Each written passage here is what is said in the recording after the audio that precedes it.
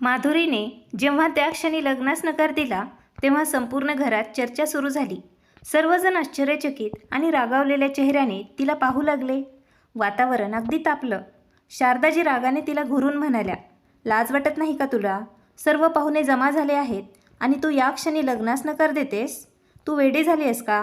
पण माधुरी कोणत्याही किमतीस तडजोड करायला तयार नव्हती. तिच्या चेहऱ्यावर स्पष्टपणे राग आणि नाराजी दिसत होती. तिने थेट तिच्या आईच्या डोळ्यात डोळे घालून म्हणाली, मी का करू त्या मुलाशी लग्न, जो पाहू देखील शकत नाही? माझ्या नशिबात खरंच इतका अंधारच लिहिला आहे का? तुम्ही मला अशा घरात सोपवण्याची इच्छा का धरत आहात? तिच्या तोंडून ही गोष्ट ऐकून शारदाजीचे रक्त तापले. रागाने त्यांनी हात उचलला आणि माधुरीच्या गालावर जोरदार थप्पड बसवली. सगळे लोक चक्रावले, कारण कुणी कल्पनाही केली नव्हती की वधू होणाऱ्या परिस्थितीत आई मुलीमध्ये इतकी मोठी भांडणं होतील. माधुरी काही क्षणासाठी स्तब्ध राहिली. तिला तिच्या आईच्या हातचा मार सहन करावा लागला. तिच्या डोळ्यात अश्रू आले, पण तिचा राग तरीही कमी झाला नाही. शारदाजी म्हणाल्या, ऋषभसाठी अंध हा शब्द वापरलास तर मी विसरेल की तू माझी मुलगी आहेस. शारदाजी जोरात म्हणाल्या. लग्नाचा कार्यक्रम चालू होता. ढोल नगारे वाजत होते. बाहेर पाहुणे हसत खेळत होते. पण आतल्या खोलीत या तमाशामुळे वातावरण अगदी उलटे होते. सगळ्यांना वाटत होतं की माधुरीने घराची प्रतिष्ठा मातीमध्ये मिसळून टाकली आहे. पण जर विचार केला तर तिचीही काही चूक नव्हती, कारण तिच्यापासून ही गोष्ट लपवली गेली होती की तिचा होणारा पती पाहण्याची शक्ती ठेवत नाही. हे रहस्य तिला आता कळले होते. माधुरी सुंदर आणि चंचल मुलगी होती. आत्ताच ती बाहेरून शिक्षण पूर्ण करून परतली होती. घरात येताच तिचा ऋषभशी लग्नाचा निर्णय ठरवण्यात आला. फोटो पाहून तिने लग्नाला होकार दिला, कारण पूर्णपणे अरेंज मॅरेज होतं हे. ती ऋषभला कधीही प्रत्यक्ष भेटली नव्हती. ऋषभ बहुतेक वेळा आपल्या फार्म हाऊसमध्येच राहायचा आणि शहरात क्वचितच दिसायचा, त्यामुळे त्याची खरी ओळख लपून राहिली होती. आज लग्नाच्या दिवशी प्रेरणाने तिला ही खरी गोष्ट सांगितली की तिचा होणारा पती अंध आहे. घरच्या लोकांनी ही गोष्ट तिच्यापासून लपवली होती. प्रेरणाचा उद्देश स्पष्ट होता, कारण तिचे ऋषभसोबत जुने भांडण होते आणि ती त्याचा बदला घेऊ इच्छित होती. तिने फक्त ही बातमी पसरवली आणि आगीत तेल घातले. माधुरीसाठी तर जणू तिचे जगच हालून गेले होते. तिला वाटले की तिची फसवणूक झाली आहे. रागात तिने या लग्नास नकार दिला. ऋषभ बाहेर लग्नाच्या वरातीमध्ये उपस्थित होता. जेव्हा त्याला ही बातमी कळाली की वधूने सर्वांसमोर त्याच्यासाठी अंध हा शब्द वापरला आहे, तेव्हा त्याचा संयम ढासळला. त्याच्या हृदयाचे छिद्र झाले होते. त्याला वाटत होतं जाऊन तिला चापट मारावी, पण त्याने स्वतःला थांबवलं. तिच्या वडिलांसमोर तो फक्त एवढंच म्हणाला, काका, तुम्ही माधुरीला माझ्या आजाराबद्दल का सांगितलं नाही? माधुरीचे वडील ऋषभच्या वडिलांचे जुने मित्र होते.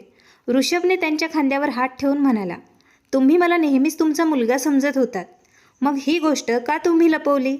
ते म्हणाले, बेटा, आम्ही विचार करत होतो की लग्न झाल्यानंतर हळूहळू सगळं व्यवस्थित होईल, पण ऋषभच्या वेदना त्याच्या आवाजातून जाणवत होत्या. त्यानंतर शारदाजी तिथे आल्या आणि त्या म्हणाल्या, ऋषभ, माधुरी लग्नासाठी तयार आहे. ती तुझ्याशी लग्न करेल. हे लग्न तुला मान्य आहे का?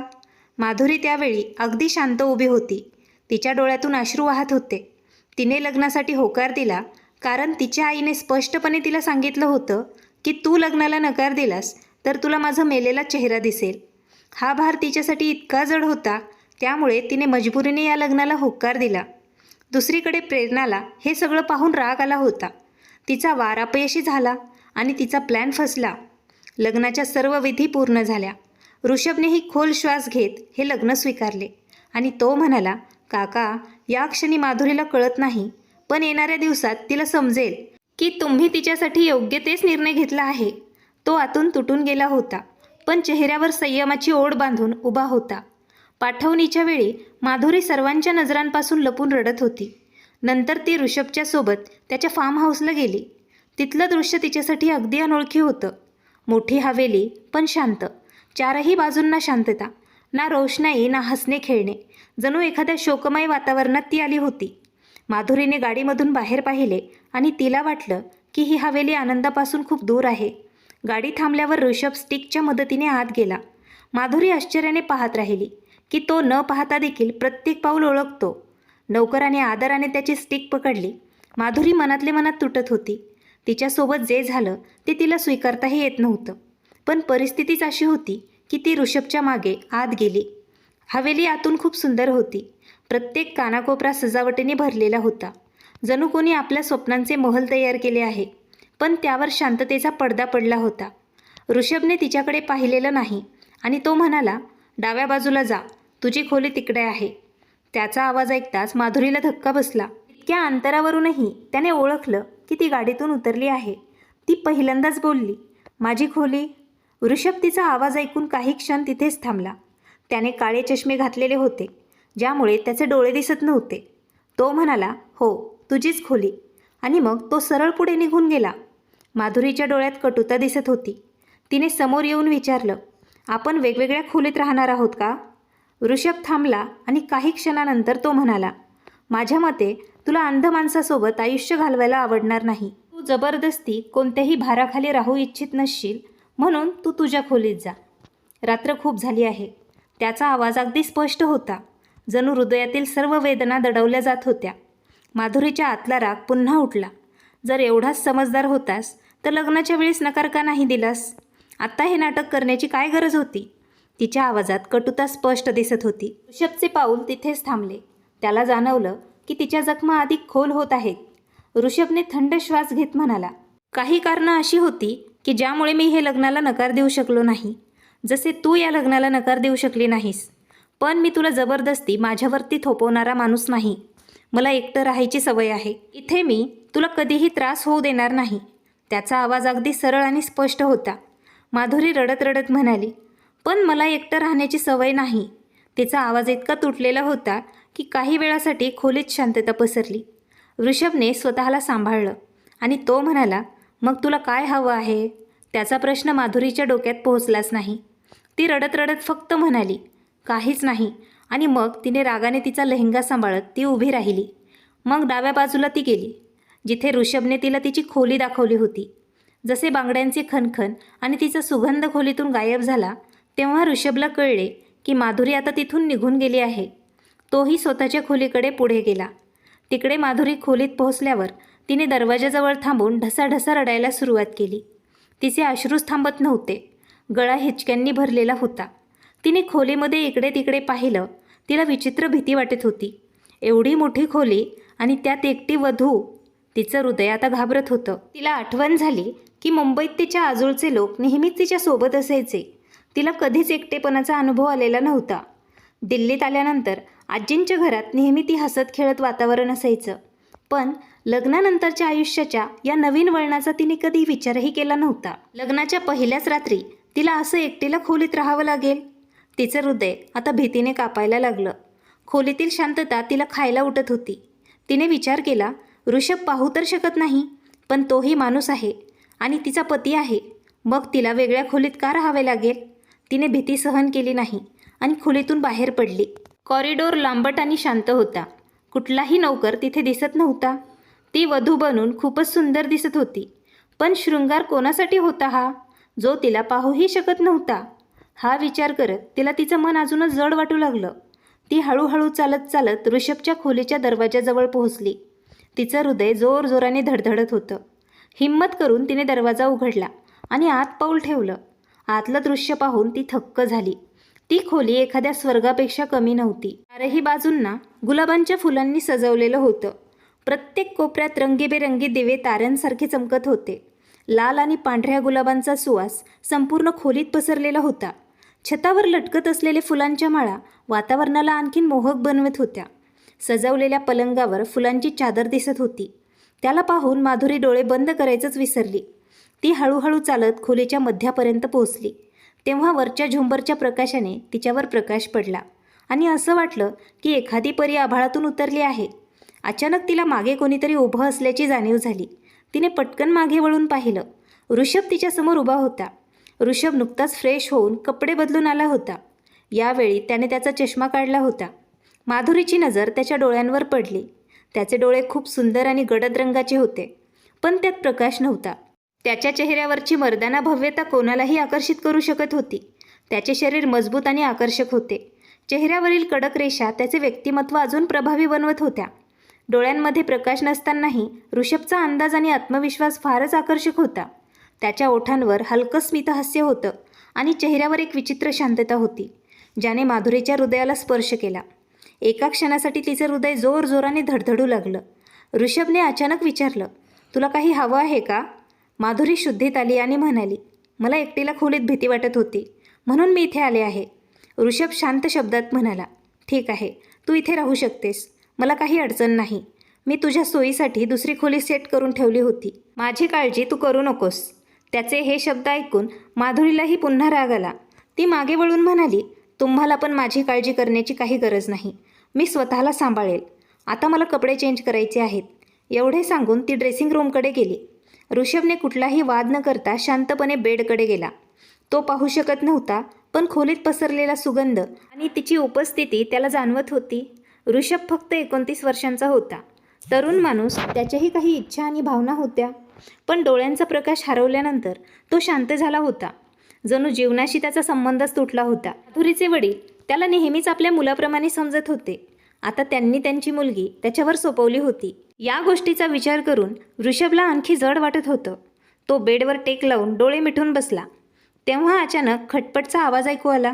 माधुरी ड्रेसिंग टेबलवर आपले दागिने उतरवत होती आणि रागाने जोरजोरात आपटत होती. ती बडबड करत होती, जणू सारा राग त्याच्यावर काढण्याचा प्रयत्न करत होती.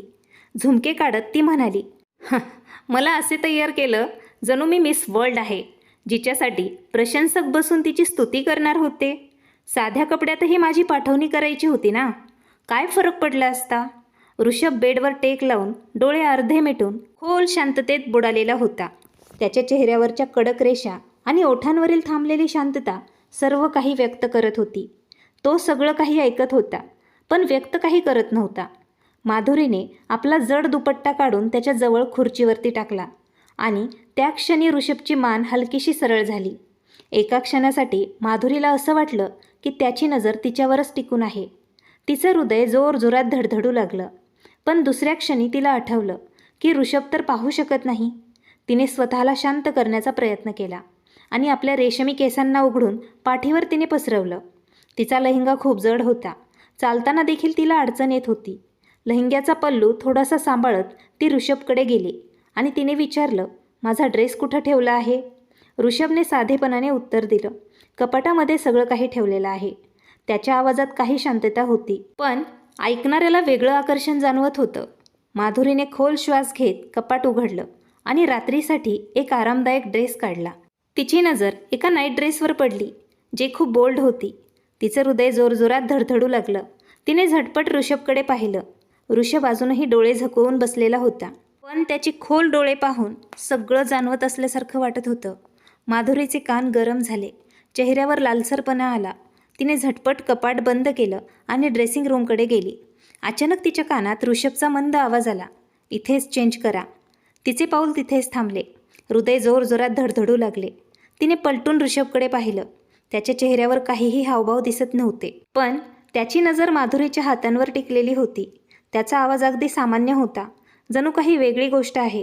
माधुरीला खूप राग आला. का इथे चेंज करू मी ड्रेसिंग रूममध्ये चेंज करेल. तिच्या आवाजात कटुता दिसत होती. ऋषभने फार शांत आवाजात उत्तर दिलं, जिथे चेंज करायचे तिथे चेंज कर. तुझीच मर्जी आहे, मी कुणाला बघू शकत नाही. ऋषभच्या या उत्तराने माधुरी पुन्हा गप्प झाली. तिच्यात वेगळंच आकर्षण आणि भीती दोन्ही जागृत झाल्या. त्याच्या डोळ्यांचा प्रकाश गेला होता, पण तरीही त्याचे डोळे खोल गेलेले पाहून असे वाटत होते की ते सगळं काही पाहू शकतो. माधुरी काहीही न बोलता धावतच ड्रेसिंग रूममध्ये गेली. काही वेळानंतर जेव्हा ती परत आली तेव्हा खोलीत अंधार पसरलेला होता.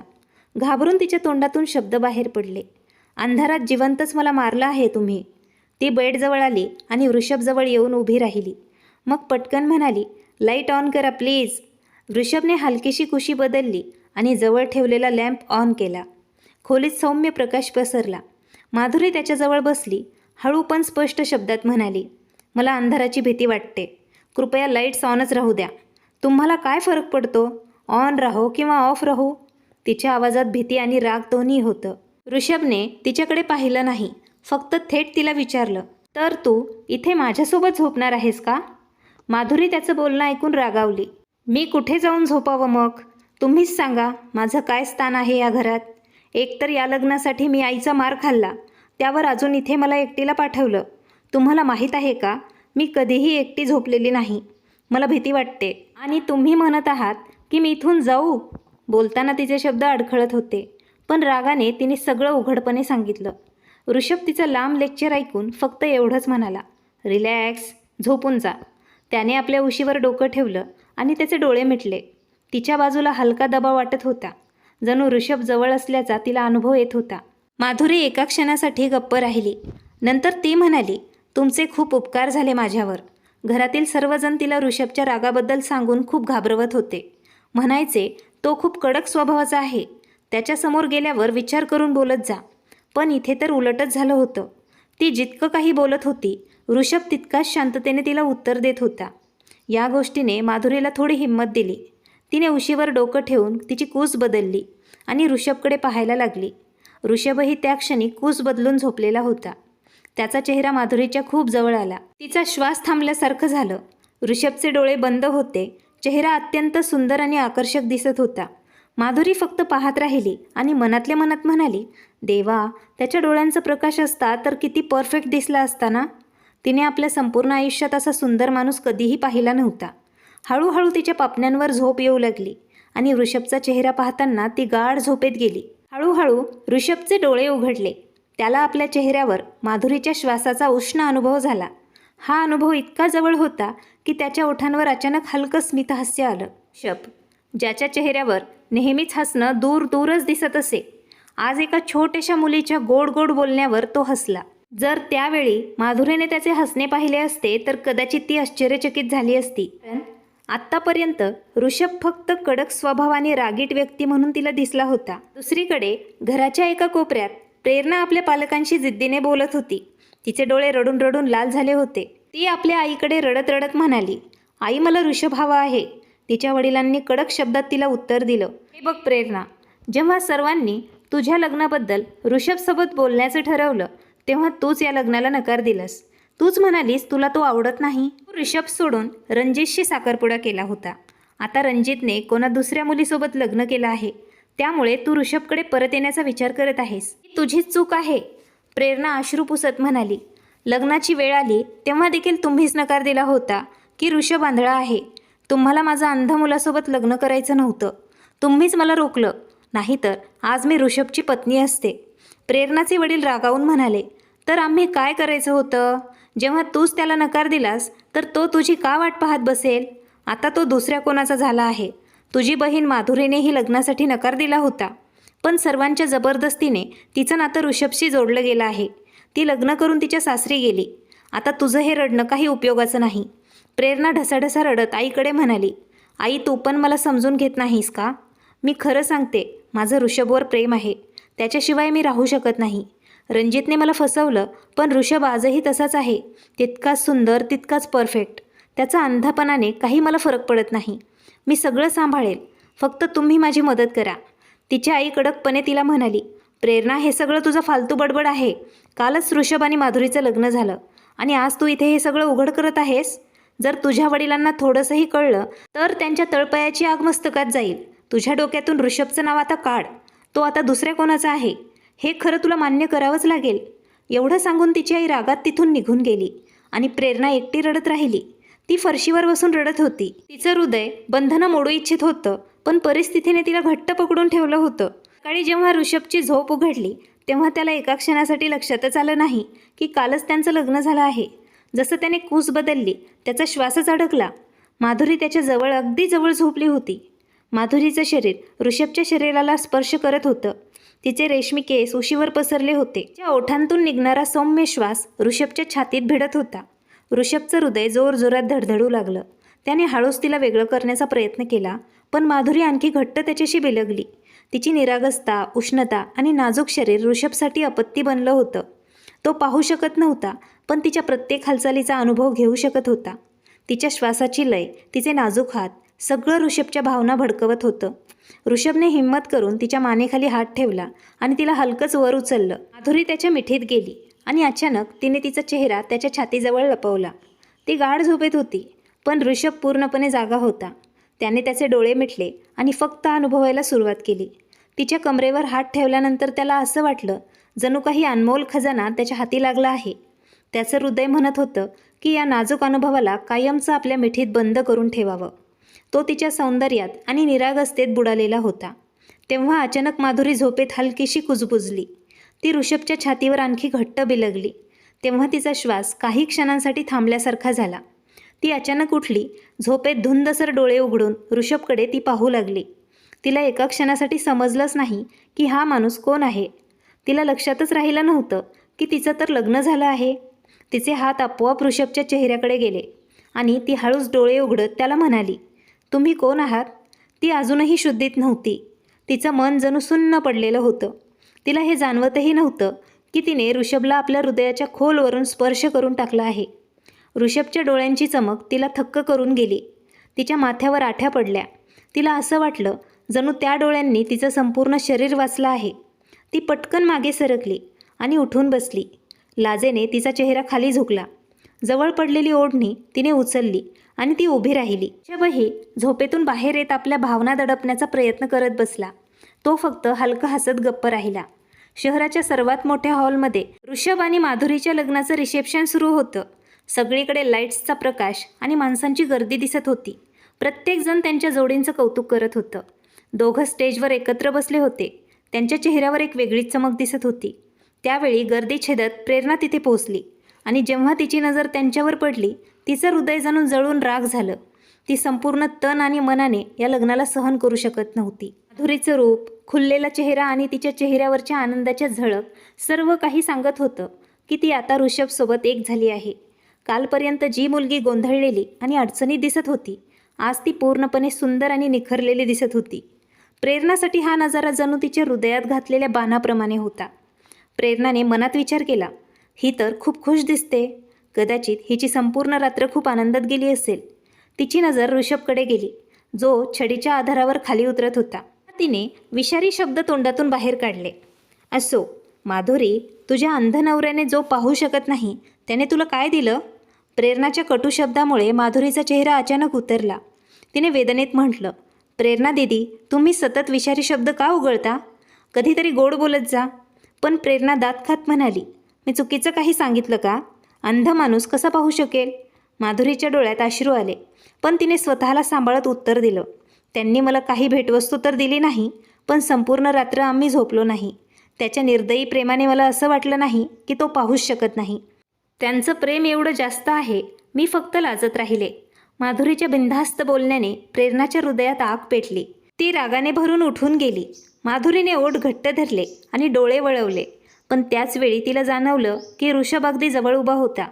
तिचं हृदय जोरजोरात धडधडू लागलं आणि तिने विचार केला, कदाचित त्यांनी माझं बोलणं ऐकलं असेल का?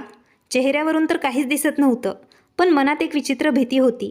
सगळीकडे गडबड दिसत होती, गजबजाट होता. आज माधुरी परतीच्या कार्यक्रमासाठी आपल्या माहेरी आली होती. लग्नाला आता 1 आठवडा झाला होता, पण तिचं हृदय परत जाण्यास तयार होत नव्हतं.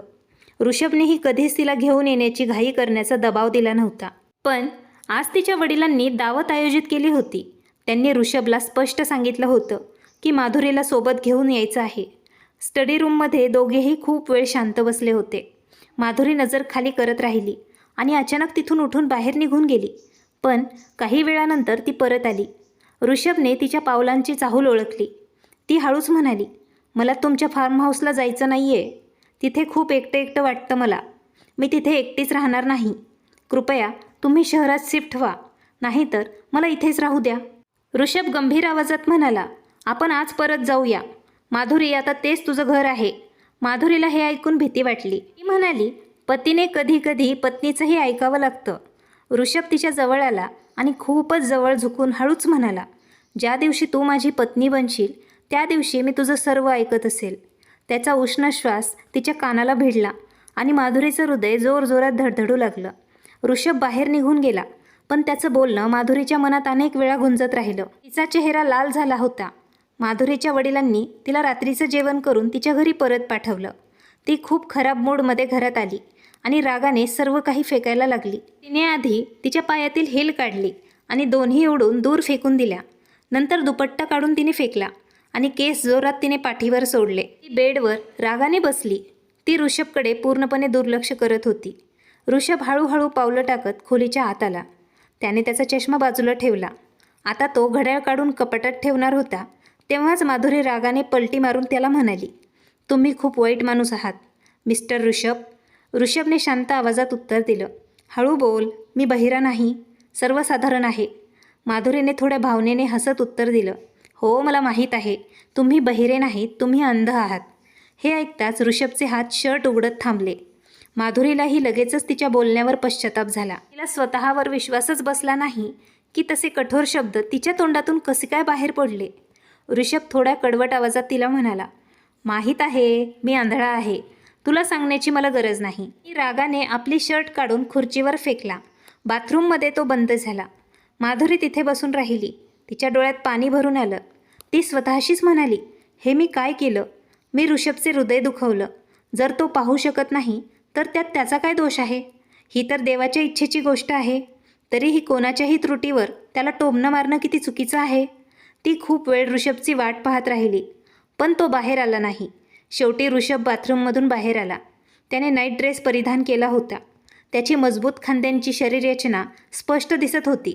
एका क्षणाला माधुरीला वाटलं जणू तो सगळं काही पाहू शकतो, कारण तो इतक्या वेगाने आणि आत्मविश्वासाने चालत होता. पण लगेचच तिने स्वतःला समजावलं, नाही, तो पाहू शकत नाही, हा फक्त माझ्या मनाचा भास आहे. ऋषभ काहीही न बोलता बेडच्या दिशेने गेला. त्याने लाईट ऑफ केली. माधुरी त्याच्या जवळ जाऊन बसली आणि हळूच म्हणाली, माझीच चूक झाली. माझ्या तोंडून अनावधानाने चुकीचे शब्द बाहेर पडले. माझा उद्देश तुमचं हृदय दुखावण्याचा नव्हता. कृपया मला माफ करा. ऋषभ शांत राहिला. डोळेही त्याने उघडले नाहीत. फक्त म्हणाला, माधुरी तू झोप घे, आता खूप रात्र झाली आहे. माधुरी रडत म्हणाली, नाही, जोपर्यंत तुम्ही मला माफ करणार नाही तोपर्यंत मी झोपणार नाही. ऋषभने हलकं स्मितहास्य केलं आणि म्हणाला, तू चांगलं केलं आहेस, आता झोप घे बरं. असं म्हणत माधुरीने सावरलेले श्वास सोडले आणि ऋषभच्या जवळ जाऊन ती झोपी गेली. तिच्या डोळ्यात अजून ओलसरपणा होता, पण मनात एक हलकंसं समाधान होतं की ऋषभची कहाणी ऐकल्यानंतर माधुरीच्या मनात त्याच्याप्रती आदर आणि प्रेम अजून वाढला होता. एका अपघातात ऋषभच्या वडिलांचा मृत्यू झाला होता आणि त्यांना वाचवताना ऋषभची दृष्टी गेली होती. त्याच्या डोळ्यात काचेचे तुकडे घुसले गेले होते आणि त्यानंतरच तो अंध झाला होता. आत्तापर्यंत 16 वर्ष झाली, अनेक शस्त्रक्रिया झाल्या, पण त्याची दृष्टी काही परत आली नाही. ऋषभने हे सगळं शांतपणे सहन केलं, कुठलीही तक्रार न करता. हे सर्व ऐकल्यानंतर माधुरीच्या मनात त्याच्याप्रती सहानुभूती आणि प्रेम जास्त वाढलं. शारदाजींनीही ऋषभला स्वतःच्या मुलापेक्षा जास्त जीव लावायला सुरुवात केली होती. त्यांनी माधुरीलाही सांगितलं, हा माणूस खूप एकटा आहे आणि मला माझ्या मुलापेक्षा जास्त प्रिय आहे. हा खूप संयमी आहे. 4 वर्षांपासून तो दुखावला गेलेला आहे. त्याला नीट सांभाळ माधुरी. हे ऐकून माधुरी ऋषभविषयी अजूनच विचार करू लागली. ती ऋषभला आठवत फार्म हाऊसमध्ये परतली. नोकरानीला विचारल्यावर समजलं की ऋषभ काही महत्त्वाच्या कामासाठी बाहेर गेला होता. जेव्हापासून ऋषभने माधुरीला लग्न करून फार्म हाऊसमध्ये आणलं त्यावेळी त्याने एका नोकरानीला रुपाली नावाच्या कामावरती ठेवलं होतं, जेणेकरून माधुरीला एकटेपणा जाणवणार नाही. ऋषभच्या गैरहजेरीचा फायदा घेत माधुरी आज नीट तयार झाली आणि ऋषभचीच वाट पाहू लागली. आरशात स्वतःला पाहिल्यावर तिचं हृदय जोरजोरात धडधडू लागलं. तिला माहीत होतं की ऋषभ तिला पाहू शकत नाही, पण तरीही ती मनसोक्त सजली होती. आतून तिला एक वेगळीच आनंदाची भावना जाणवत होती. रात्री उशिरापर्यंत तिने ऋषभची वाट पाहिली, पण तो आला नाही. थकून रागावून तिने आपला पोशाख बदलला आणि नायटी घालून घेतली. नायटी घालताना तिला थोडी लाज वाटली, पण एक वेगळीच समाधानाची भावना होती की शेवटी ऋषभ तिला या अवस्थेत पाहू शकत नाही. तिने ठरवलं की का न मनातील ही हौस पूर्ण करावी. काळ्या रंगाची रेशमी नायटी घालून ती खरंच एखाद्या अप्सरेसारखी दिसत होती. जाळीदार डिझाईन असलेली ती नायटी तिच्या गुडघ्यापर्यंत आली होती. तिच्या सौंदर्याला अजून खुलवून ती दाखवत होती. ती बेडवर पडली आणि ऋषभ झोपत होता. त्या बाजूच्या साईडकडे हात ठेवून त्याच्या आठवणी थारवली. हळू तिच्या डोळ्यांवर झोप येत होती. थोड्या वेळाने ती झोपी गेली. रात्री जवळजवळ 2 वाजत होते. तेव्हा ऋषभ घरी परतला. त्याच्या कपड्यांवर रक्ताचे डाग दिसत होते. चेहऱ्यावर रागाच्या ओढी स्पष्ट दिसत होत्या. असे वाटत होते जणू रस्त्यात येणाऱ्या प्रत्येक गोष्टीला तो तुडवणार होता. तो जड पावलांनी पायऱ्या चढत स्वतःच्या खास खोलीकडे आला. त्याला कल्पना नव्हती की माधुरी परत आली आहे. ऋषभ रूममध्ये पोहोचल्यावर त्याने त्याचा शर्ट काढला आणि जमिनीवर फेकला. आरशात त्याची छाती आणि चेहरा रक्ताने माखलेला दिसत होता. शरीरावर अनेक त्याच्या चाकूचे ठसे दिसत होते. त्याने त्याच्या जखम साफ केले त्यावर अँटीसेप्टिक लावले. नंतर शॉवर घेतलं आणि टॉवेल बांधून तो बाहेर आला. त्या खोलीत त्याचे कपडे नव्हते, त्यामुळे त्याने दरवाजा लॉक केला आणि स्वतःच्या खोलीकडे निघाला. खोलीचा दरवाजा उघडल्यावर त्याचे लक्ष वेधून घेतले. फेअरी लाईट्स लखलखत होत्या आणि खोलीचे वातावरण पूर्णपणे बदलले होते. त्याची नजर थेट बेडवर गेली, जिथे काळ्या नाईटीमध्ये एखाद्या अप्सरेसारखी दिसणारी मुलगी माधुरी झोपेत बुडाली होती. ऋषभचे हृदय जोरजोरात धडधडू लागले होते. त्याचे हात अचानक छातीवर गेले. पावलं स्वतःहून बेडकडे वळाली. गुडघ्यांवर माधुरीजवळ बसला. तो गोड निरागस चेहरा, सुडौल शरीर, सगळं लक्षपूर्वक तो अनुभवू लागला. त्याचा श्वास वेगवान झाला. थोडे झुकून तिच्या कपाळावर त्याने ओठ ठेवले. डोळे मिटले. माधुरी झोपेतच थोडीशी हलकीशी तिने कूस वळवली, पण नंतर पुन्हा झोपली. ऋषभच्या मनातील सारा राग अचानक हरवला. काही क्षणापूर्वी जणू त्याचं मन अग्रशिक होऊन जळत होतं. आता ऋषभ पूर्णपणे शांत झाला होता. ऋषभने माधुरीच्या गालांवर हलकेच ओठ ठेवले आणि तिचे नाजूक हात आपल्या बोटात धरले. तिच्या शरीरातून येणाऱ्या सुगंधाने ऋषभला वेधून घेतलं होतं. तो तिच्या गळ्याजवळ झुकून खोल श्वास घेत म्हणाला, सो ब्युटिफुल. त्याच्या ओठांनी तिच्या गळ्यांवर स्पर्श केला. तेव्हा माधुरीला तिच्या शरीरात एक विचित्र धडधड जाणवू लागली. हृदय इतक्या वेगवान धडधडू लागले की जणू बाहेर पडेल. ऋषभ हसत तिच्या कानाजवळ बोलला, काय झालं मॅडम? तुम्ही इतकी मेहनत केली आणि एवढी तयारी फक्त माझ्यासाठी होती ना? त्याचा आवाज चालूच होता आणि त्याचे ओठ सतत तिच्या ओठांशी स्पर्श करत होते. माधुरी घाबरलेल्या आवाजात म्हणाली, प्लीज मागे सरका, काहीही तुमच्यासाठी नाही. आणि लगेचच स्वतःची सुटका करून ती उठली आणि दूर जाऊन उभी राहिली. ऋषभने स्वतः खोलीची लाईट डिम केली होती, जेणेकरून ती त्याच्या पकडेतून बाहेर जाऊ शकणार नाही. माधुरी तिची नाईटी व्यवस्थित करत लाईट ऑन करण्याची तयारी करत असताना ऋषभचा रागीट आवाज खोलीत घुमला, प्लीज लाईट चालू करू नकोस. त्याचा आवाज ऐकून माधुरी थांबली. ऋषभला वाटत होतं माधुरीला त्याच्या शरीरावर असलेल्या जखमांचे ठसे दिसू नये. माधुरी घाबरून गेली. तुम्ही शर्ट का नाही घातलं? ऋषभ शांतपणे उठला. त्याने कपाटातून ड्रेस काढला आणि रागाने ड्रेसिंग रूमकडे निघाला. तो दरवाजाजवळ पोहोचला असतानाच माधुरी अचानक त्याला म्हणाली, इथेच चेंज करा. ऋषभ थोडा वेळ थांबला आणि कठोर आवाजात म्हणाला, मी अंध आहे, तुम्ही नाही. त्यानंतर त्याने जोरात दरवाजा बंद केला. माधुरीचे हृदय जोरजोरात धडधडू लागले. तिला अचानक भीती वाटली की कदाचित ऋषभ खरोखर तिला पाहत नसेल का? एका क्षणासाठी ती पॅनिक झाली. तरी मनातल्या मनात त्याच्याप्रती एक गुप्त सहानुभूती होती. ऋषभ रागाने बाहेर आला आणि त्याने माधुरीकडे पाहिलंही नाही. सरळ तो बेडवरती जाऊन झोपला. माधुरी तिथेच उभी राहिली आणि त्याला बघत राहिली. तिला जाणवलं की काहीतरी कमतरता आहे, पण काय हे तिला समजलं नव्हतं. हळूहळू ती त्याच्याकडे गेली. ड्रॉवरमधून त्याचा मोबाईल उचलण्यासाठी तिने हात पुढे केलाच होता, तेव्हा ऋषभने लगेच तिचा हात त्याच्या हातात घट्ट पकडला. त्याच्या डोळ्यात तेज झळकत होतं. तो मोठ्या आवाजात म्हणाला, तू तुझ्या जागेवर जाऊन शांत झोप, ही तर माझ्यातील शैतान जागा होईल आणि संपूर्ण रात्र तुझ्या घशातून फक्त रडण्याचा आवाज बाहेर येईल. त्यानंतर पुढच्या प्रत्येक रात्री तू झोपेसाठी फक्त तडपड करशील. त्याच्या प्रत्येक शब्दावर भार देऊन बोलल्याने माधुरी थरथर कापू लागली. प्लीज ऋषभ. ऋषभने डोळ्यांवर हात ठेवला आणि तो सरळ झोपी गेला. माधुरीने घाबरून लाईट ऑन केली. अचानक प्रकाश पसरल्यावर ऋषभने डोळ्यांवरून हात काढला आणि तिच्याकडे कडक नजरेने त्याने पाहिलं. प्रकाशात त्याने माधुरीची सुंदरता लक्षपूर्वक पाहिली आणि त्याच्या सर्व भावना दाबण्याचा प्रयत्न केला, पण त्याच्या डोळ्यात प्रेम स्पष्ट दिसत होतं. माधुरीने हिंमत करून रडत विचारलं, तुम्ही पाहू शकता का? ऋषभ एक क्षण थांबला. त्याचे ओठ कडक होते, पण डोळ्यात वेगळीच चमक दिसत होती. तो फक्त तिच्या सौंदर्यात हरवत होता. दीर्घ श्वास घेत तो उभा राहिला. दोघेही त्यावेळेस काळ्या कपड्यांमध्ये होते. ऋषभ ब्लॅक ट्राउझर्स आणि स्लीवलेस कुर्तीमध्ये होता, तर माधुरी ब्लॅक नाईटी ड्रेसमध्ये. माधुरीची नजर ऋषभच्या खोल डोळ्यांमध्ये गुंतली आणि लगेचच ऋषभने तिच्या कमरेभोवती हात ठेवत आणि तिला आपल्याजवळ घट्ट पकडलं.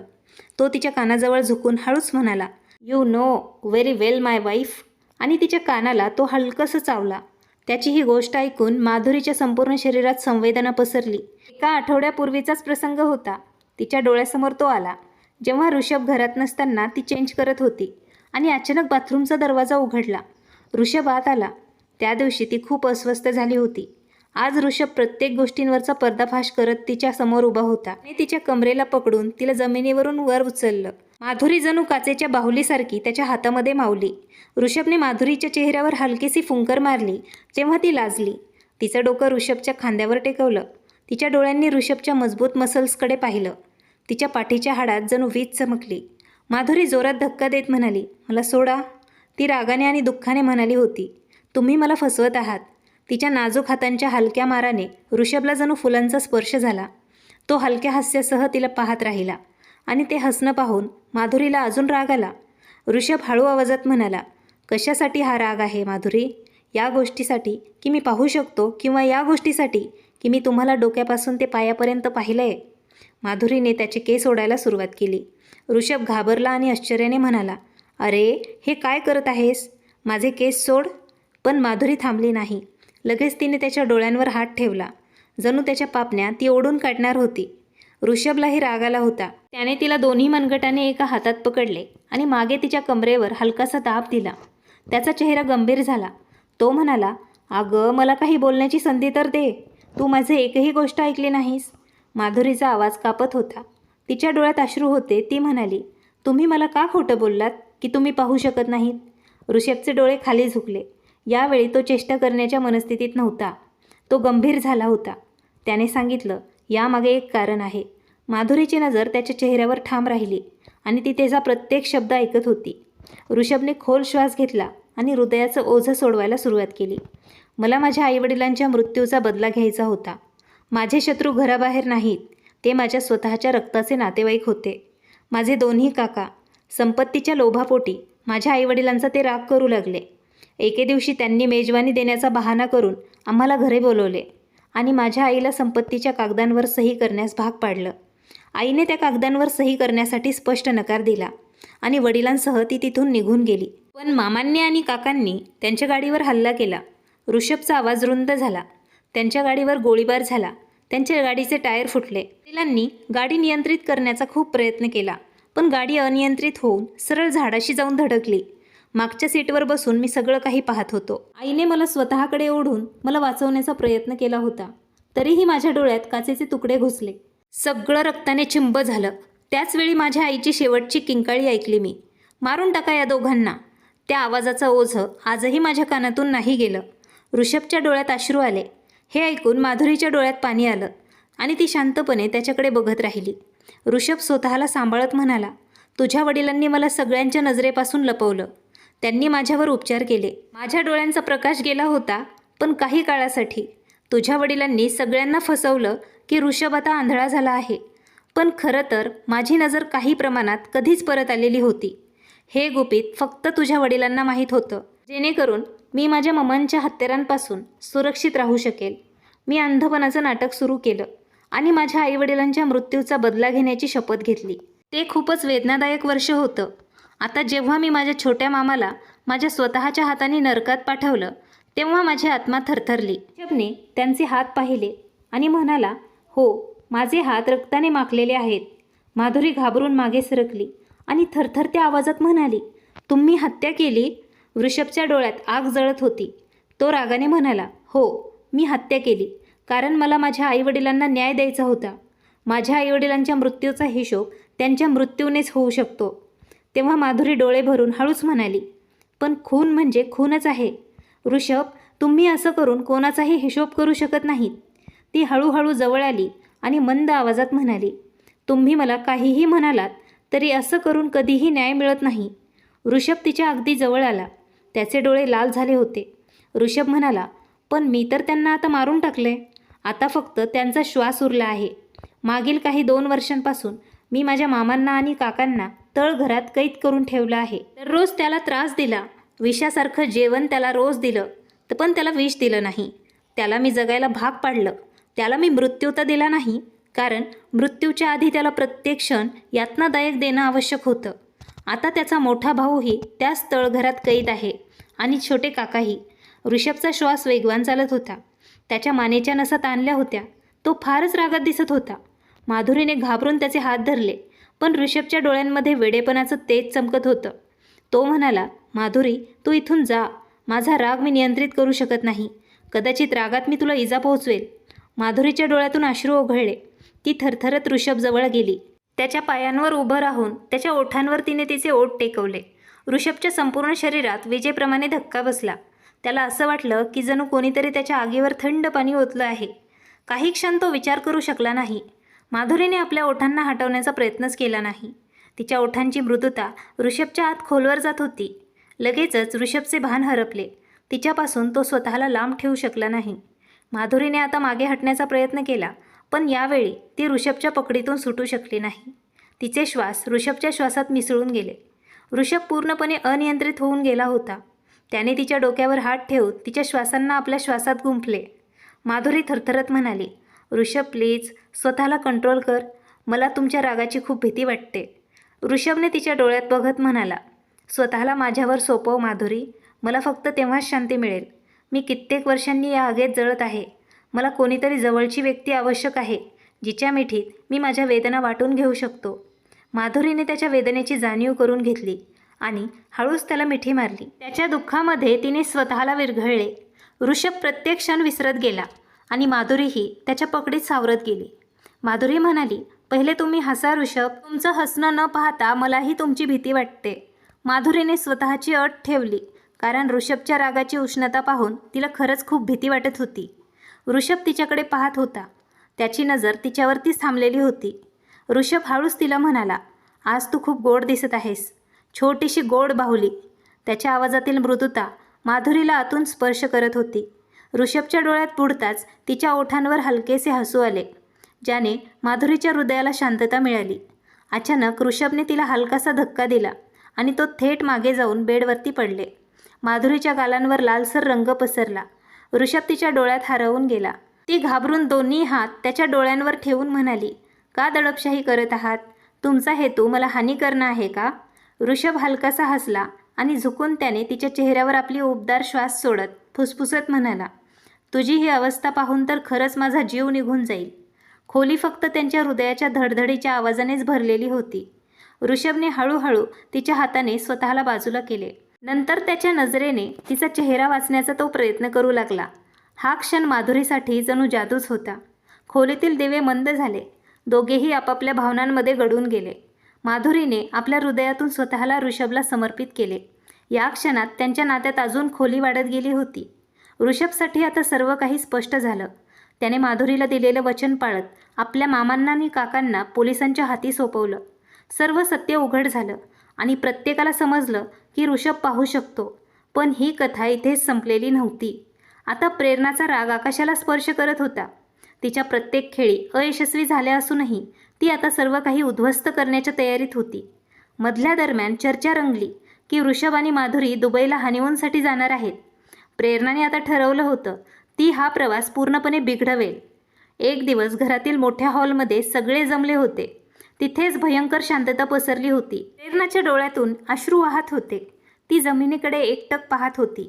तिची आई तिच्या जवळ बसली होती. त्या सगळं पाहत राहिल्या, पण काही बोलू शकत नव्हत्या. जे खेळ प्रेरणाने खेळले होते त्यानंतर काही बोलणं व्यर्थच होतं.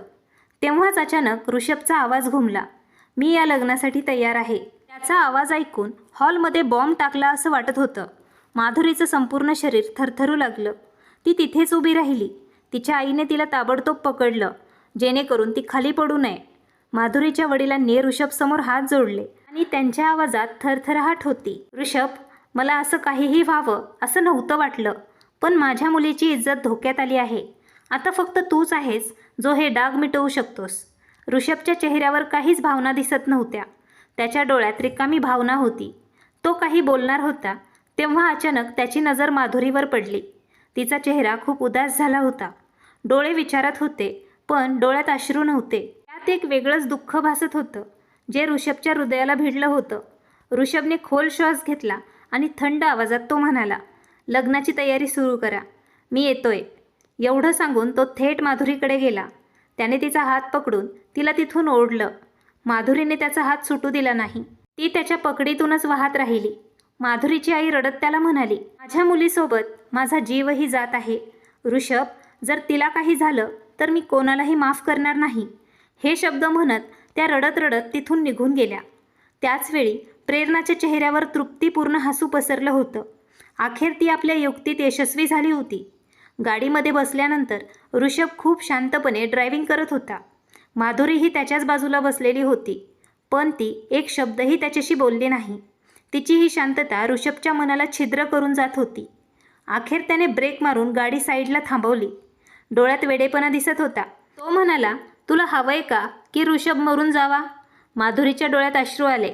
ती तुटलेल्या आवाजात म्हणाली, ऋषभ, मी तुझ्याशिवाय राहू शकत नाही. मी मरून जाईल. हा सर्व विचार करून मी स्वतःला संपवत आहे. तुमच्या आणि प्रेरणाबद्दल ऐकून माझा श्वास थांबत आहे.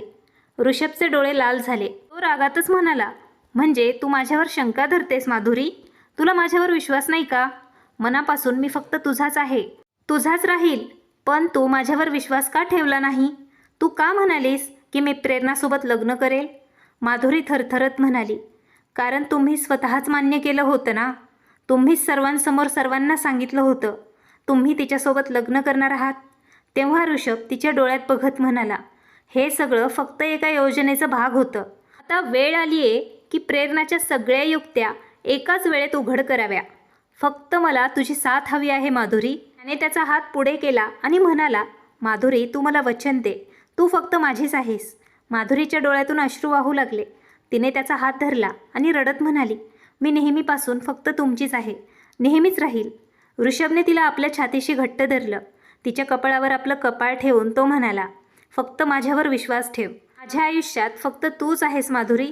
पण त्या दरम्यान प्रेरणाने नवीन युक्ती रचली. सगळ्यांसमोर रडत तिने आरोप केला की ऋषभ तिच्या खोलीत येतो आणि तिच्यासोबत जबरदस्ती करण्याचा प्रयत्न करतो.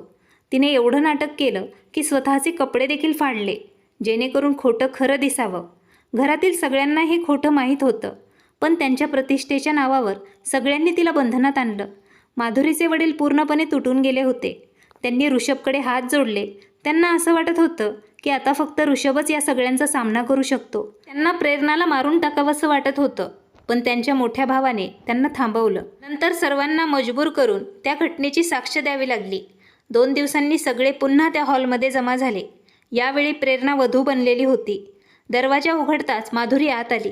तेव्हा प्रेरणाने तिला पाहताच आपल्या ओठांवर एक विषारी हसू दाखवलं.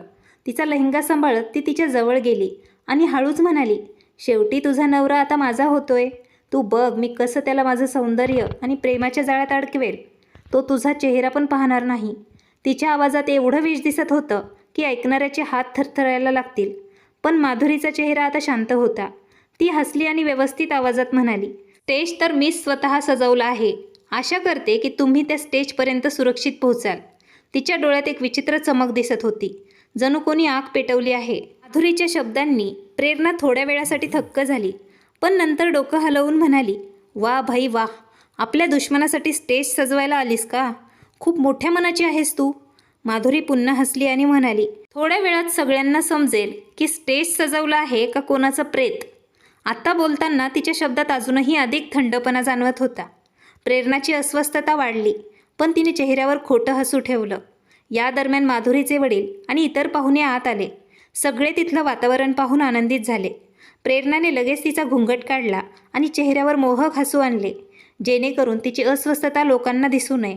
लग्नाची तयारी आता सुरू झाली. प्रेरणाने बरोबर समोर बसलेल्या वराकडे पाहिलं, तेव्हा तिच्या पायाखालची जमीनच सरकली. घुंगट मागून डोळे उचलून तिने पाहिलं तर तिला समोर दिसले की तो ऋषभ नव्हता, तर दुसराच माणूस होता. त्याच्या हातात बंदूक होती. त्याच्या डोळ्यांमध्ये इतका भयंकर रौद्र दिसत होता की प्रेरणाचे हृदय जोरजोरात धडधडू लागले.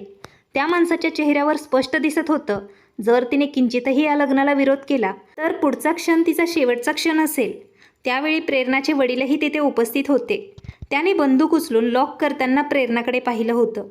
प्रेरणा लगेचच तिचं डोकं खाली करून बसली. माधुरीने हे सर्व पाहताच हळूहळू तिच्या मनाला एक विचित्र शांतता मिळाली. ती खोल श्वास घेत प्रेरणाकडे पश्चाताप व्यक्त करत म्हणाली, अरे रे, घरातल्या सगळ्यांना कळले की खेळ आता उलटा पडला आहे. काही वेळातच लग्नाच्या सगळ्या विधी पूर्ण झाल्या. पाहुण्यांना जेवण दिलं गेलं आणि घरात आनंदाचं वातावरण पसरलं. प्रेरणा हा सगळा प्रकार सहन करू शकत नव्हती. खोलीत जाऊन तिने जोरजोरात ओरडून वस्तू फोडल्या. तिच्या आईने रागाने एक जोरदार चापट तिच्या कानाखाली वाजवली. प्रेरणा त्यावर ताबडतोब शांत झाली. दृश्य पाहून माधुरीला स्वतःच्या लग्नाच्या दिवसाची आठवण झाली, जेव्हा तिला किती त्रास सहन करावा लागला होता. ती एका कोपऱ्यात उभी राहून त्या क्षणांचा विचार करत हलक्या हास्याने हसली. त्याचवेळी मागून ऋषभचा आवाज आला. काय झालं माझी बायको, एकटी एकटी का हसत आहेस? माधुरीने आश्चर्याने मागे पाहिलं. तिने ऋषभला मिठी मारली आणि हसून उत्तर दिलं, काही नाही, फक्त विचार करत होते की लग्नाच्या दिवशी आईची चापट खाणं आमच्या कुटुंबाची आता परंपरा बनली आहे. आधी मी खाल्ली आणि आज प्रेरणानेही खाल्ली. ऋषभ तिच्या डोळ्यात पाहत हसत म्हणाला, माधुरी, खरंच जर मला थोडासा अंदाज असता ना की तुझ्याबरोबर एवढी जबरदस्तीचा प्रकार होत आहे, तर मी त्याच वेळी लग्नासाठी कधीही होकार दिला नसता. मी तुला गमावण्याची भीती बाळगत होतो. माधुरी त्याचं बोलणं ऐकून हसत म्हणाली, अरे, आता मी तुझी पत्नी आहे.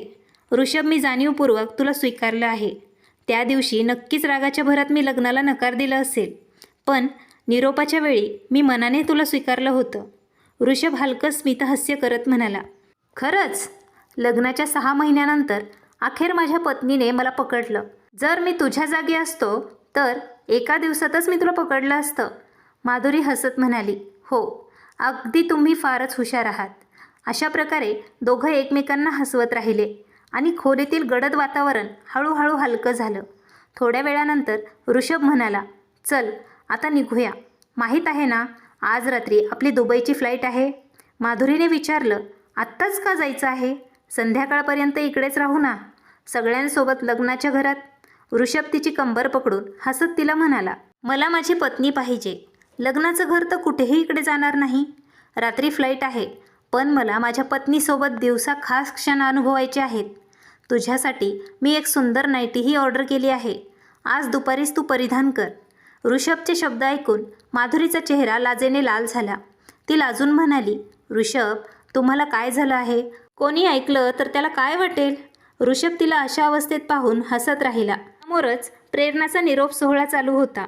प्रेरणा तिच्या घुंगटमधून दोघांनाही भयंकर रागिष्ट नजरेने बघत वरासोबत गेटकडे पुढे गेली. ऋषभ हळू आवाजात तिला म्हणाला, चल माधुरी, आता तिचे घरही बसले आहे. पण एक गोष्ट लक्षात ठेव, इथेच षडयंत्र संपली नाहीत. तू बघ, तिच्या 3 नणंद आणि 2 मोठ्या जाऊ आहेत.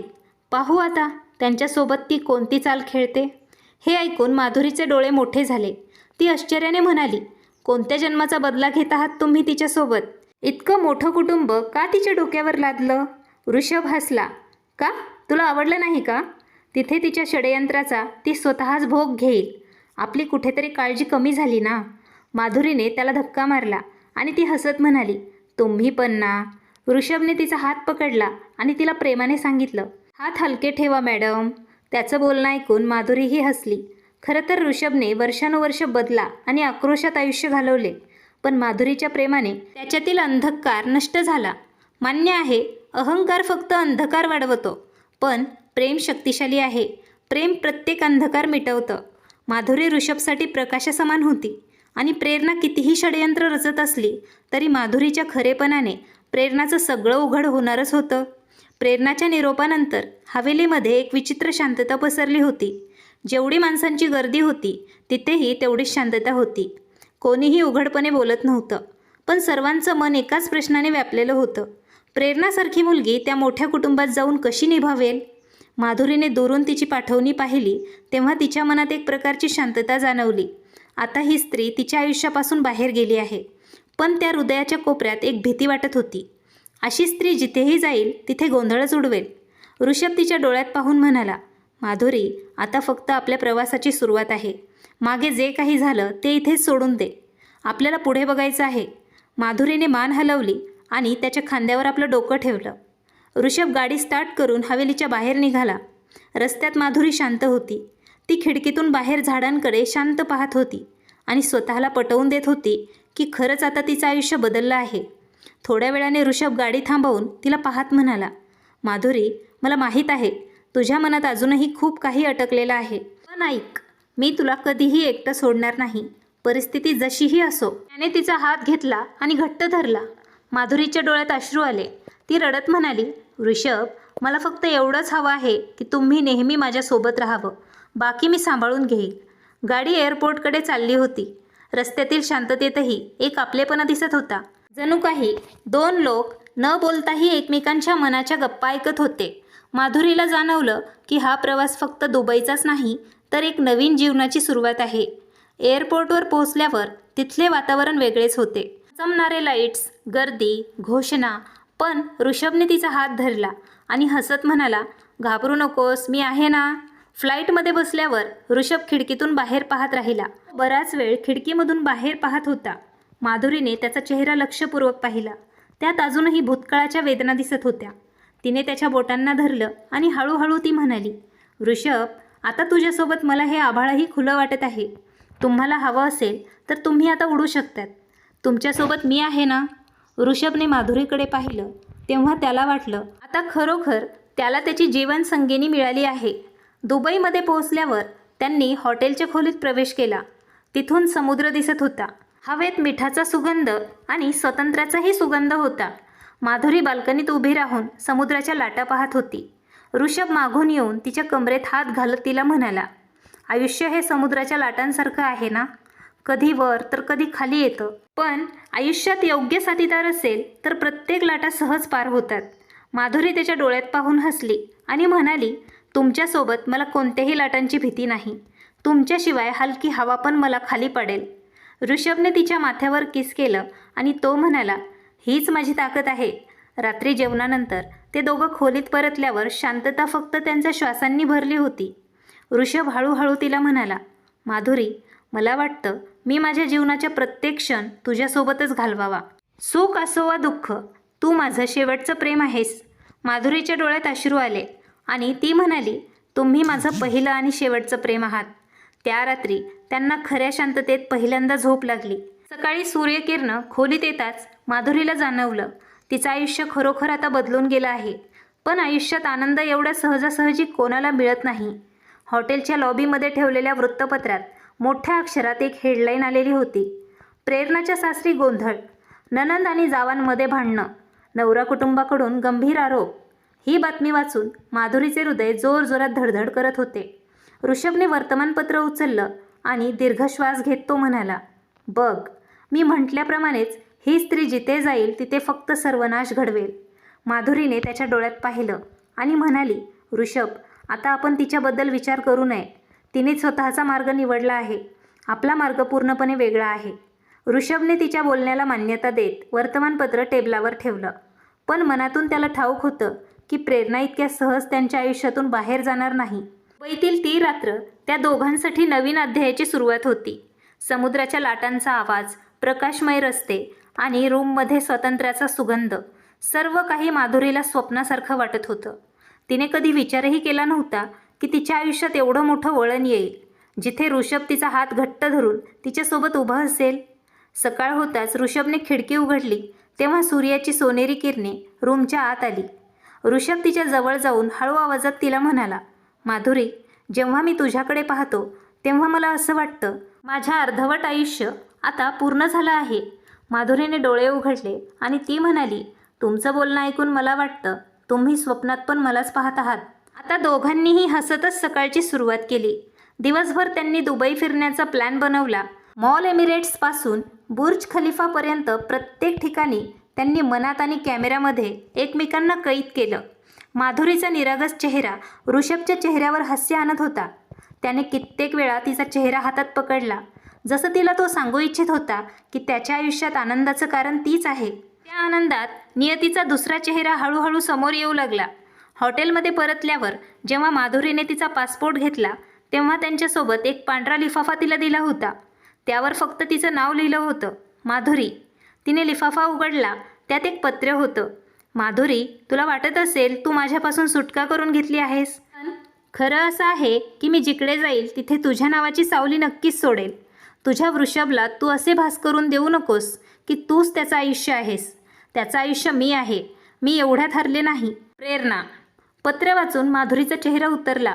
तिने विचार पण केला नव्हता प्रेरणा दुबईमध्ये पण पोहोचेल. ऋषभने आश्चर्याने माधुरीचा चेहरा पाहिला आणि तिच्या हातातून पत्र घेतलं. त्याने पत्र वाचून टेबलावर ठेवलं. ऋषभ म्हणाला, माधुरी, या स्त्रीला अजून वाटत आहे ती आपल्याला घाबरून वेगळं करू शकते, पण आज तुला मी वचन देतो, काहीही झालं तरी ती आपल्यामध्ये कधीच येणार नाही.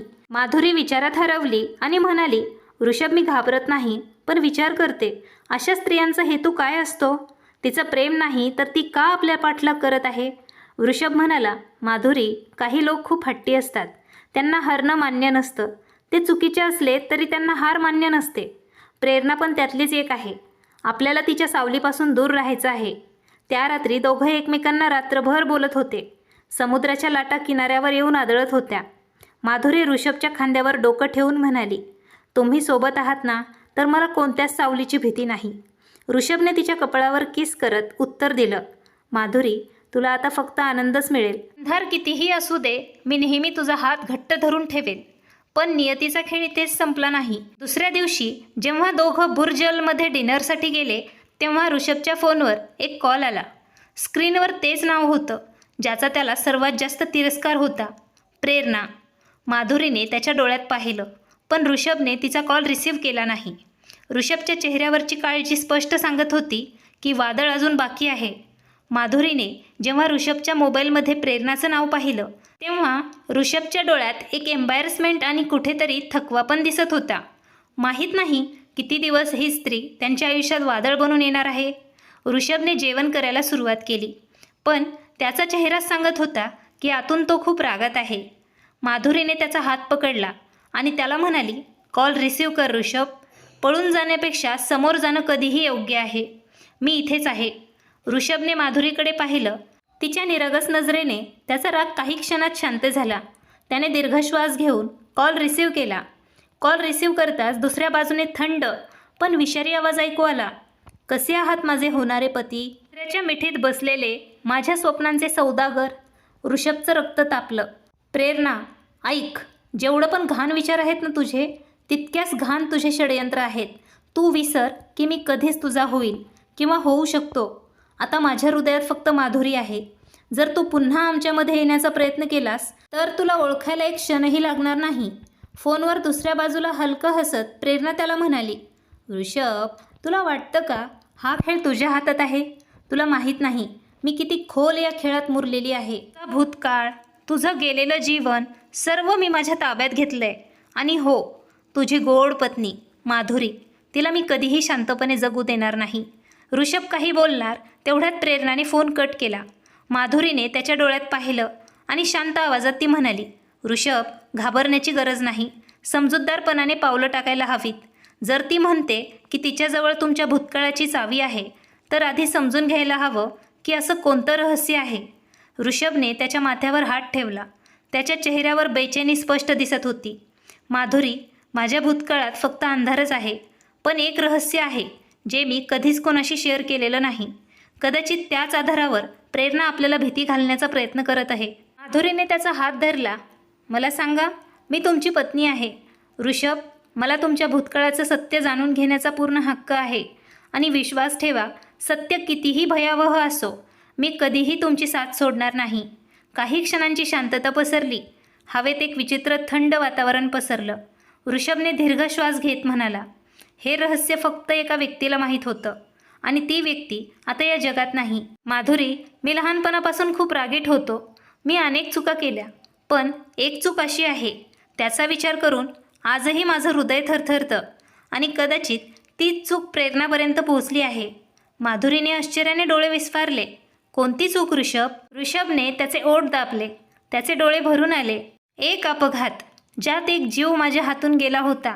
त्या दिवसापासून मी एक क्षणही शांत झोपलो नाही. आणि जर प्रेरणाने खरंच ही गोष्ट तिच्या ताब्यात घेतली असेल तर समजून जा, ती कुठल्याही क्षणी त्या रहस्याचा वापर करून आपल्याला वेगळं करण्याचा प्रयत्न करेल. माधुरी त्याचा चेहरा हातांनी धरून म्हणाली, तर मग हीच वेळ आहे की आपण दोघे मिळून त्या सत्याचा सामना करू. जर तू भूतकाळापासून पळालास तर ती नेहमीच आपला पाठलाग करेल, पण जर तू गेलेल्या त्या दिवसांच्या डोळ्यात डोळे टाकून उभा राहिलास तर कोणतीही प्रेरणा आपल्याला हरवू शकणार नाही. तिच्या शब्दांनी ऋषभच्या हृदयात एक विचित्र शांतता भरली. खरोखर माझी धैर्य संगिनी आहेस माधुरी. जर तू माझ्या सोबत आहेस तर मला कोणत्याही रहस्याची भीती नाही. पण त्या क्षणी माधुरीचा फोन व्हायब्रेट झाला. स्क्रीनवर पाहिलं तर तिची शुद्ध हरपली. अनोळखी नंबर आणि व्हॉट्सअपवर एक व्हिडिओ मेसेज आला होता. तो प्ले केला आणि त्यातच तो अपघात दिसत होता. ज्याबद्दल ऋषभने आधीच बोलला होता.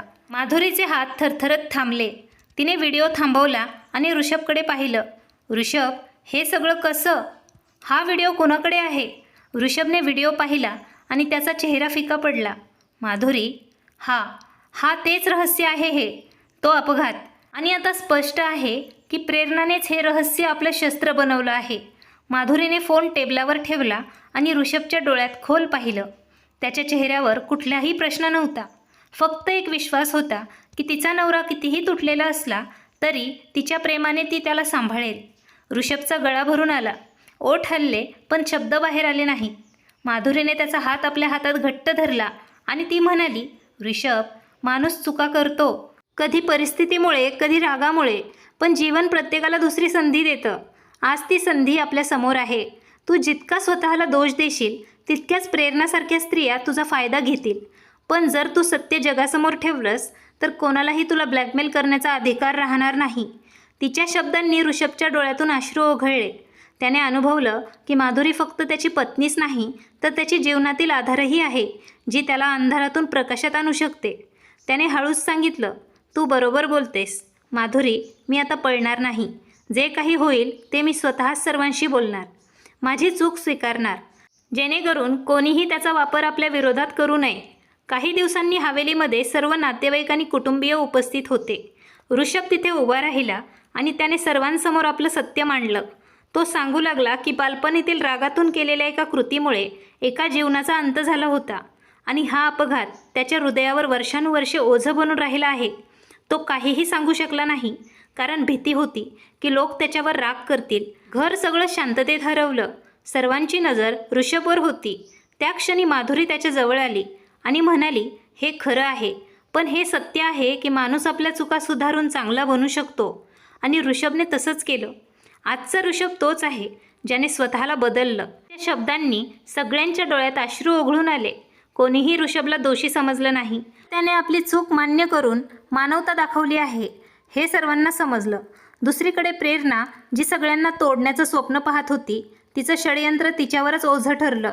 आता तिच्याकडे कुणालाही ब्लॅकमेल करण्याची संधीच नव्हती, कारण सत्य आधीच सगळ्यांसमोर उघड येऊन ठोपलं होतं. ती रागाने तिथून निघून गेली आणि हळूहळू सगळ्यांच्या नजरेतूनही गायब झाली. ऋषभने सगळा ताण हलका करताना माधुरीला जवळ ओढून सांगितलं, तू सोबत नसलीस तर कदाचित मी कधीही अशी हिंमत करू शकलो नसतो.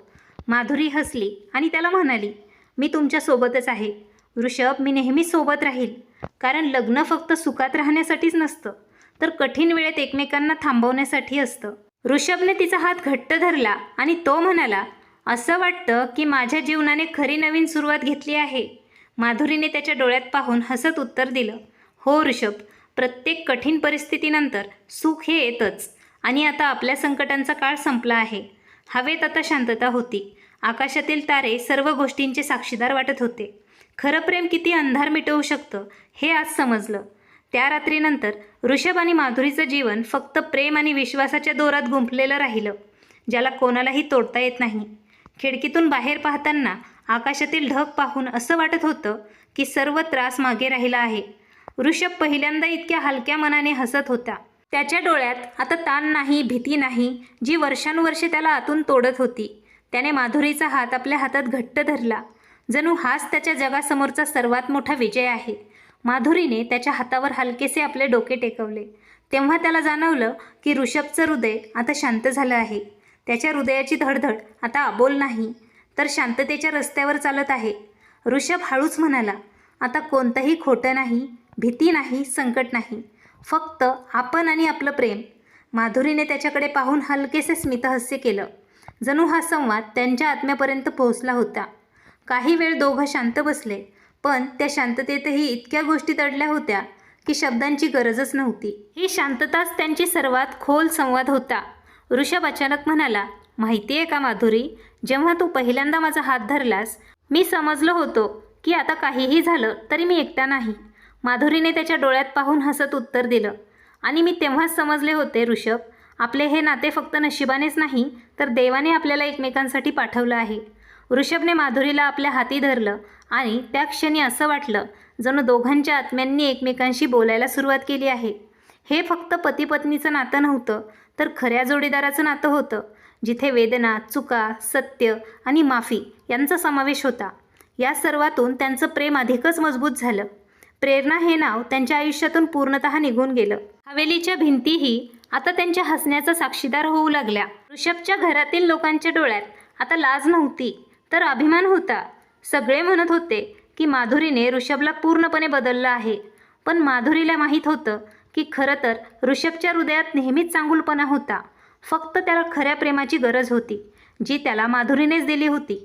काही महिन्यांनी हवेलीमध्ये आणखी एक आनंदाची बातमी पसरली. माधुरी आई होणार होती. ऋषभच्या डोळ्यातून आनंदाचे अश्रू थांबत नव्हते. त्याने माधुरीच्या कपाळावर प्रेमाने चुंबन दिलं आणि तिला म्हणाला, आता माझा संसार पूर्ण झाला. माधुरी हलक्या हसण्यासह त्याला म्हणाली, नाही ऋषभ, आता आपल्या नवीन आयुष्याला सुरुवात होईल. त्या दिवसापासून त्यांच्या आयुष्यात एक नवीन प्रवास सुरू झाला. प्रेम, विश्वास आणि साथ हे 3 घटक त्यांच्या नात्याची खरी ओळख बनले. जरी द्वेष आणि खोटेपणा कितीही खोलवर असला, तरी खरं प्रेम आणि विश्वास त्यांना नेहमीच मिटवतं. जेव्हा 2 माणसं एकमेकांच्या हातात हात धरतात, तेव्हा कोणतीही ताकद त्यांना वेगळं करू शकत नाही. ही गोष्ट आपल्याला शिकवते की आयुष्य कितीही गुंतागुंतीचं असलं, तरी सत्य आणि प्रेम कधीही हरत नाही. खोटेपणा, द्वेष आणि षडयंत्र काही वेळा जिंकू शकतात, पण शेवटी मानवता आणि विश्वासच खरी ताकद ठरते. ऋषभचं जीवन अंधारात बुडालेलं होतं, पण माधुरीच्या खऱ्या प्रेमाने त्याला त्या अंधारातून बाहेर काढलं. प्रेरणा नेहमीच षडयंत्र रचत राहिली होती, खोटं बोलत होती आणि लोकांच्या आयुष्याला नष्ट करण्याचा प्रयत्नही करत होती. पण शेवटी तीच आपल्या चालीत अडकली. माधुरी आणि ऋषभचं नातं आपल्याला दाखवतं की नात्यांमध्ये सर्वात महत्त्वाचा आहे विश्वास आणि माफी. जर माधुरी ऋषभवर शंका करत राहिली असती, तर कदाचित त्यांचं नातं इतकं मजबूत झालं नसतं. ऋषभ आपल्या रागात आणि द्वेषात अडकलेलाच राहिला असता, तर तो कधीही खरा आनंद अनुभवू शकला नसता. खऱ्या प्रेमाची ताकद सर्व द्वेष मिटवते आणि विश्वास प्रत्येक नात्याचा पायाभूत रचना आहे. सत्य कधीही उशिरा येतं, पण त्याचा प्रकाश प्रत्येक अंधार मिटवतो. द्वेष मिटवण्याचा खरा मार्ग म्हणजे फक्त प्रेम, आणि सत्य लपवण्याची सर्वात मोठी शिक्षा म्हणजे ते शेवटी स्वतःच उघड होतं. मित्रांनो, तुम्हाला आजची कथा आवडली असेल तर खरं प्रेम तुमच्या मते काय असतं ते मला कमेंट करून सांगा. कथा आवडली असेल तर नक्की लाईक करा, शेअर करा आणि तुम्ही नवीन असाल तर चॅनलला सबस्क्राईब करायला विसरू नका. भेटूया एका नवीन कथेसोबत. धन्यवाद.